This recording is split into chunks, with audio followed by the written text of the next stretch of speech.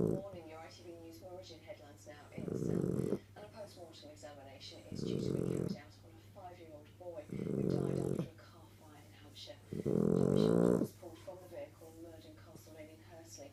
He's over 10. Police say they are now treating the investigation as a murder inquiry. Tommy's mother and sister were also injured. And with more on that police investigation.